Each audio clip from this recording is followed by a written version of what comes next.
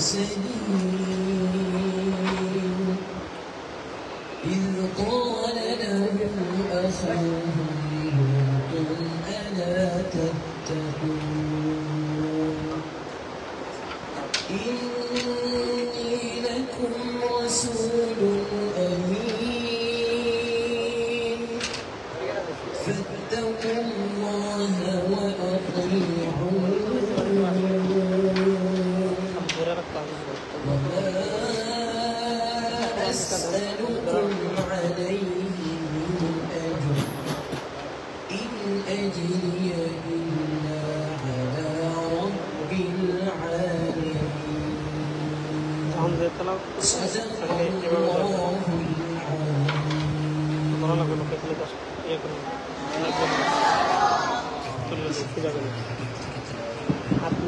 سبحان الله الحمد لله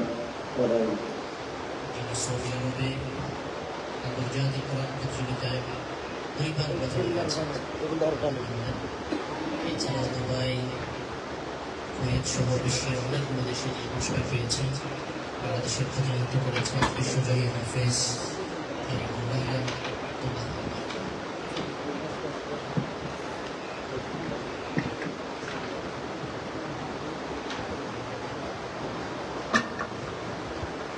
السلام عليكم ورحمة الله وبركاته. أعوذ بالله من الشيطان الرجيم. بسم الله الرحمن الرحيم.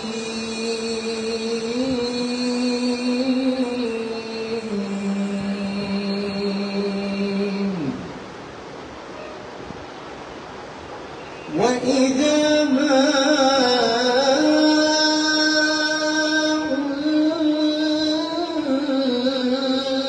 أنزلت سورة نظر بعضهم إلى بعض هل يراكم من أحد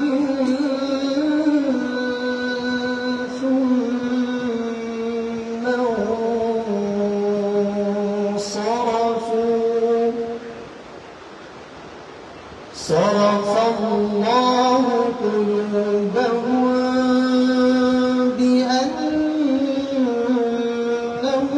قوم لا يفقهون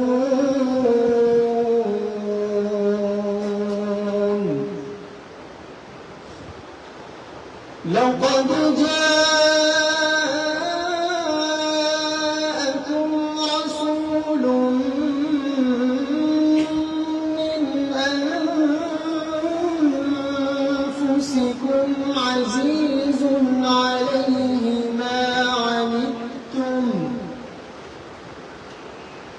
عزيز عليه ما عنتم حريص عليكم بالمؤمنين رؤوف رحيم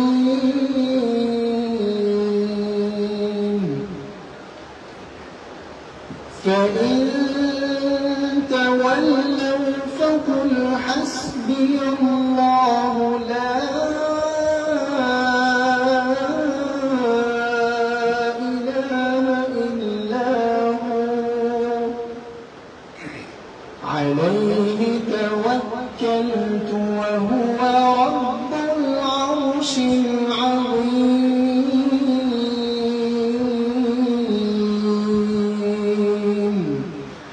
صدق الله العظيم.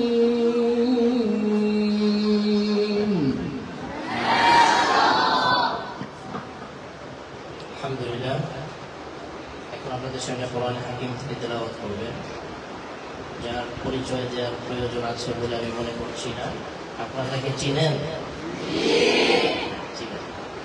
এবং শুধু আপনারা চিনেন এমন নয়, আমি অনেক কম্পিটিশনে দেখেছি আমাকে জিজ্ঞেস করে তারিফুল আজমা সাকিব না তারিফ ওয়া সদিকি হাবিব কে আমার দোস্ত, আমি তাকে চিনি ভালো করে। তো সে আমাকে জিজ্ঞেস করল, আমি তাকে জিজ্ঞেস করলাম যে মাসমু বিলাদি সে কোন দেশে বলেন তো। সে বলতে পারছে, তার মানে ও বাংলাদেশকে চিনে না কিন্তু কাগজকে চিনে। আলহামদুলিল্লাহ বলেন না। বারংবার তিনি বাংলাদেশের প্রতিনিধিত্ব করেছেন এবং অনেকবার তিনি ফার্স্ট হয়েছেন, বাংলাদেশের সুনামকে অর্জন করেছেন বিশ্বজয়ী হাফেজ কাজী মাওলানা নাজমুল উস্তাদ।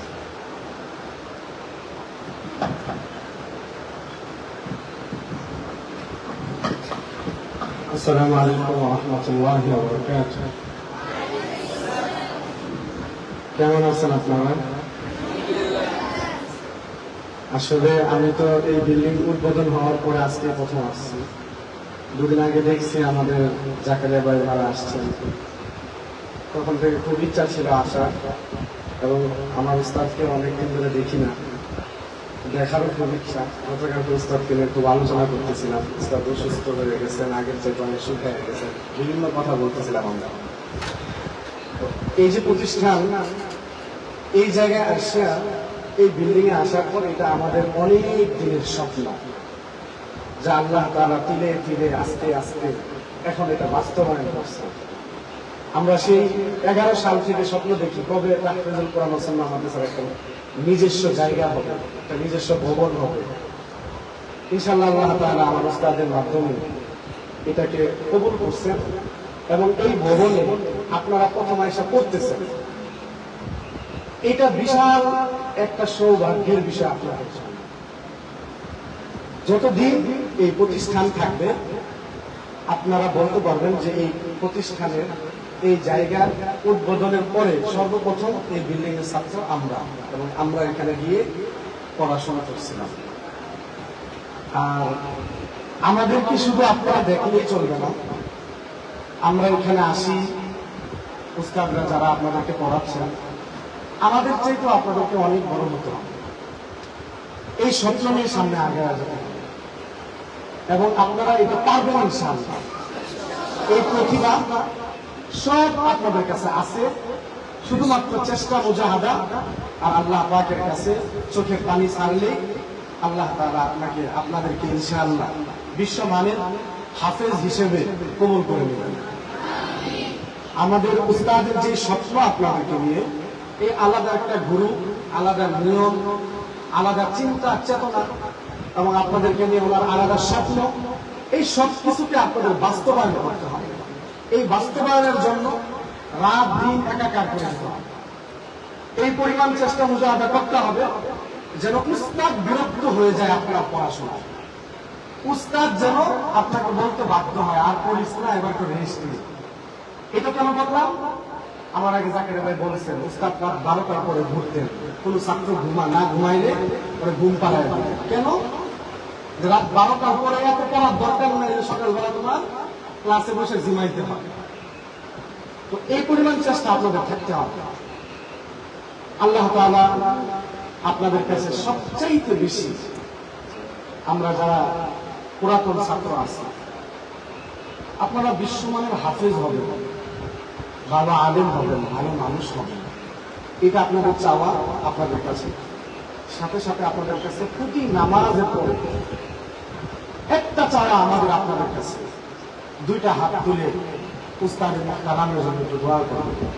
আল্লাহ তাআলা এই ব্যক্তির ছায়া যেন আমাদের উপরে অনেক দিন আল্লাহ রাখেন, অনেক দিন যেন ওনাকে আল্লাহ সুস্থতার নিয়ামত দেন, হায়াতের মধ্যে যেন বরকত দেন। আমরা এখন ওনার থেকে দূরে থাকি, বেশি দূরে না, আমি বরফ থাকি ওই যাত্রাবাড়ি থাকি।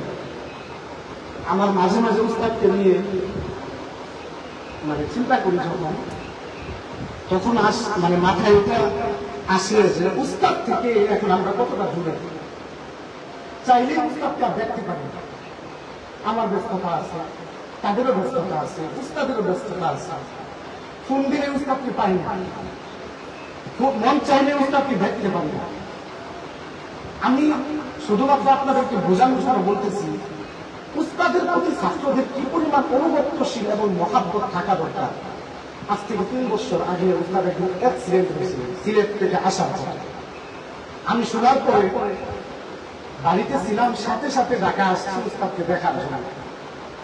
আমি গাড়িতে বসে বসে এই জন্য একা একা কান্না করতেছিলাম যে আল্লাহ না করুক যদি উস্তাদের কিছু হয়ে যেত তা মুরব্বী হারায় ফেলতাম।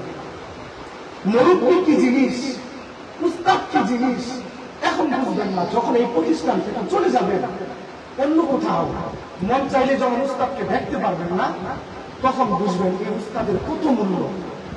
সেই জন্য উস্তাদের জন্য আপনাদের কাছে এইটুকু চাওয়া, আমাদের সব পুরাতন ছাত্র ভাইদের পক্ষ থেকে। আপনারা জানেন আপনারা আমাকে মহাব্বত করেন, কেউ জাকের ভাইকে করেন, কেউ মামুন ভাইকে করেন, যে যাকে মহাব্বত করেন প্রত্যেকের পক্ষ থেকে আপনার কাছে আমাদের চাওয়া হবে উস্তাদের জন্য প্রতি নামাজে পড়ে এইটুকু কাজ আল্লাহ তাআলার কাছে বলা, আল্লাহ আমাদের উস্তাদের হায়াতের নতুন বরকত দিয়ে দাও, আমিন। উস্তাদকে তুমি সুস্থ রাখো, ভালো রাখো, এইটুকু শুধু দোয়া আপনার কাছে পারবেন তো ইনশাআল্লাহ? ইনশাআল্লাহ। আমাদের জন্য দোয়া চাই, আমরা যেন সারা জীবন উস্তাদের দেখানো পথ এবং উস্তাদের কথার উপর যেন চলতে পারে এবং উস্তাদের চরিত্র যেমন আমাদের চরিত্র এইভাবে চলার চেষ্টা করুন। আল্লাহ তাআলা আমাদের প্রত্যেক ভাইকে সেই তৌফিক দান করুন, ভালো মানুষ হওয়ার তৌফিক দান করুন। সকলে বলে আমিন, আমিন।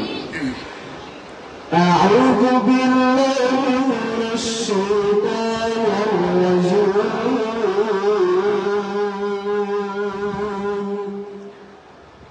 بسم الله الرحمن الرحيم.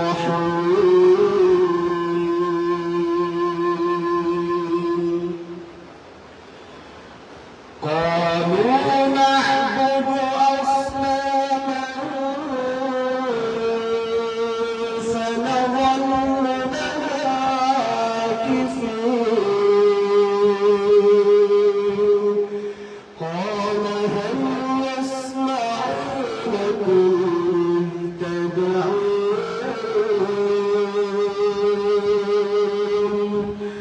أو ينفعونكم أو يضرون.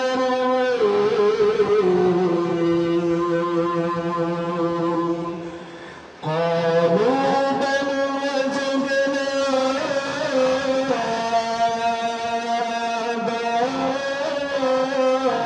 آباءنا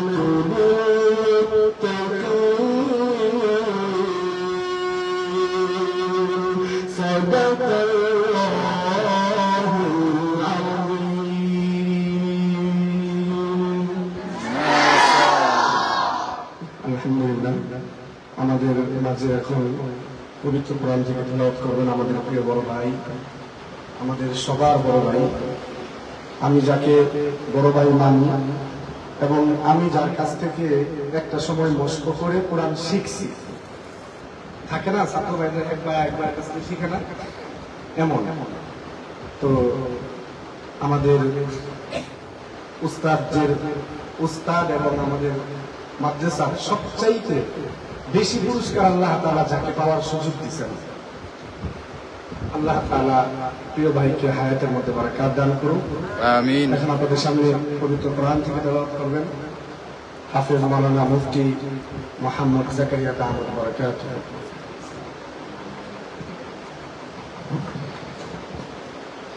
السلام عليكم ورحمة الله وبركاته. أعوذ بالله من الشيطان الرجيم. بسم الله الرحمن الرحيم.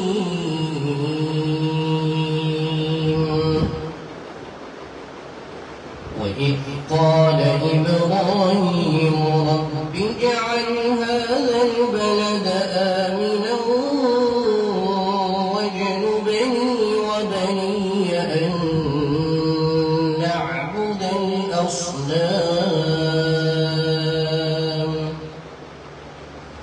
رب إنهن أضللن كثيرا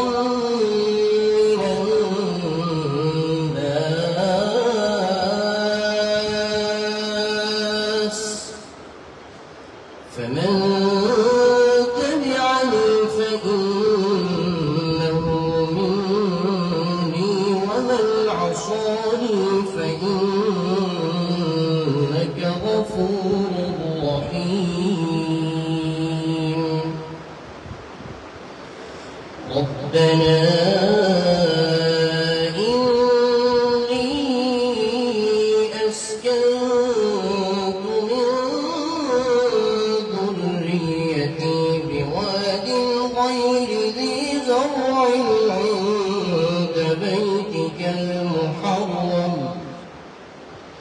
ربنا ليقيموا الصلاة فاجعل أفئدة من الناس تهوي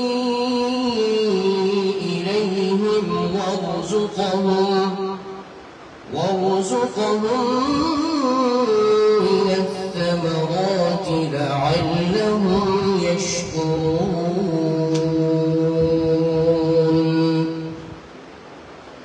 ربنا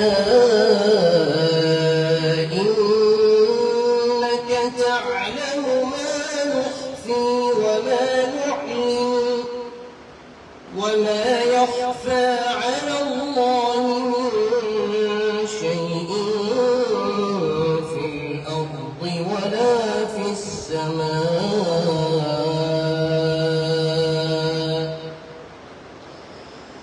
الحمد لله الذي وهب لي على الكبر إسماعيل وإسحاق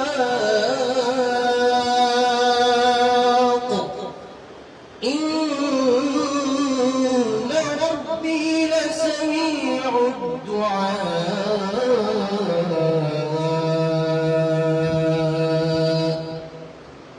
رب اجعلني مقيم الصلاة ومن ذريتي ربنا وتقبل دعاء. ربنا اغفر لي ولوالدي وللمؤمنين يوم يقوم الحساب. صدق الله العظيم. ما شاء الله. আপনাদের সামনে কোরআন হাকিম থেকে তেলাওয়াত করবেন বাংলাদেশের পরিচিত কারি তরুণ ওয়াইজ হাফিজ কারি মাওলানা আবু তালহা বিন মির্জা। আসসালামু আলাইকুম ওয়া রাহমাতুল্লাহি ওয়া বারাকাতুহু। তোমরা সবাই ভালো আছো? আলহামদুলিল্লাহ, মাশাআল্লাহ। আমরাও আসলাম তোমাদের সাথে একটু দেখা সাক্ষাৎ করতে। আমরাও এখানে ছাত্র, আমরাও এই প্রতিষ্ঠানেরই ছাত্র, ঠিক কিনা? সবাই বলো। আমরা যখন পড়েছি যে এরকমই আছে, কাঠের পাটাতন ছিল, এখন হলো লোহার পাটাতন। এই জন্য এখানে ওদিনটা এসেছি আমরা। এখানে আসলে আমাদের যে পুরাতন একটা স্মৃতি সেটা আমাদের মনে পড়ে যায়। এই জন্য আমাদের ওস্তাদ সাহেব নাজমুল হাসান সাহেব হুজুরকে ধন্যবাদ যে পুরাতন একটা স্মৃতিচারণ করার জন্য, যাতে করে আমরা বেশি বেশি আসতে পারি।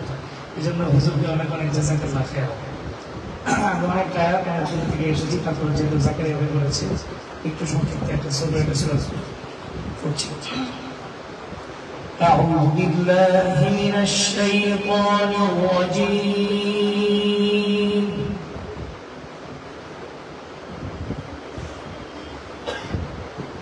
بسم الله الرحمن الرحيم.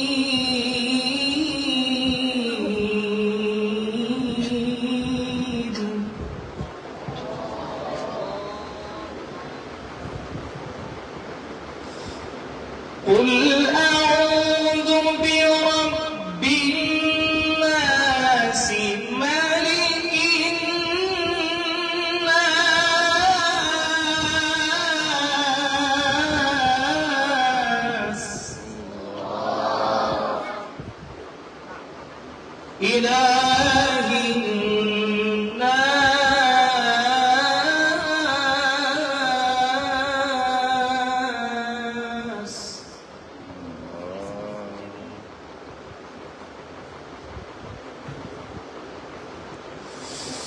من شر الوسواس الخناس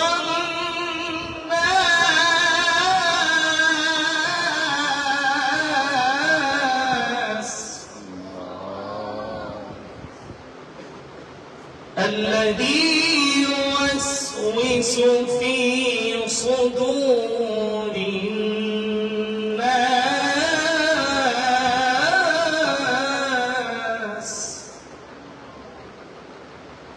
من الجنة والناس.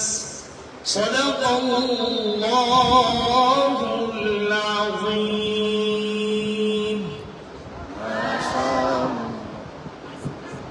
ইনশাআল্লাহ আমরা প্রত্যেকেই কোরআন তেলাওয়াত করছি। আমাদের একজন বাকি, আমাদের মাথার মুকুট সরতাজ হযরত অসুস্থ, জানিয়ে রিকোয়েস্ট করা বেয়াদবি, কিন্তু আমাদের জন্য আর তোমাদের জন্য হযরত যদি ছোট্ট একটা সূরা পড়তেন।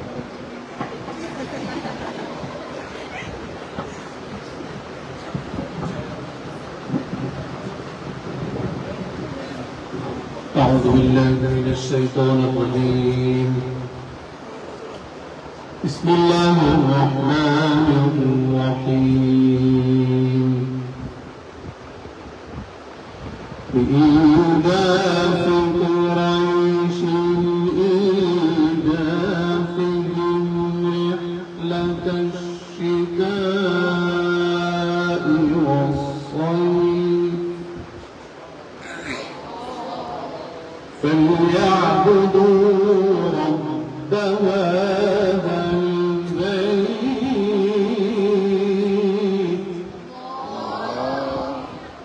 الذي أطعمهم من جوع وآمنهم من خوف. صدق الله العظيم. সকলেই মাদ্রাসার জন্য দোয়া করবা, ওদের জন্য দোয়া করবা। আল্লাহ পাক যেন সকলকে মৃত্যুর আগ পর্যন্ত দ্বীনের রাস্তায় কোরআনের খিদমত করার তৌফিক দান করে, এবং এই মাদ্রাসার কাজ অসম্পূর্ণ অবস্থায় আছে, আল্লাহ পাক যেন সম্পূর্ণ করে দেন, এবং কিয়ামত পর্যন্ত যেন এই মাদ্রাসাকে আল্লাহ পাক কবুল করে। আসসালামু আলাইকুম ওয়া রাহমাতুল্লাহি ওয়া বারাকাতুহু।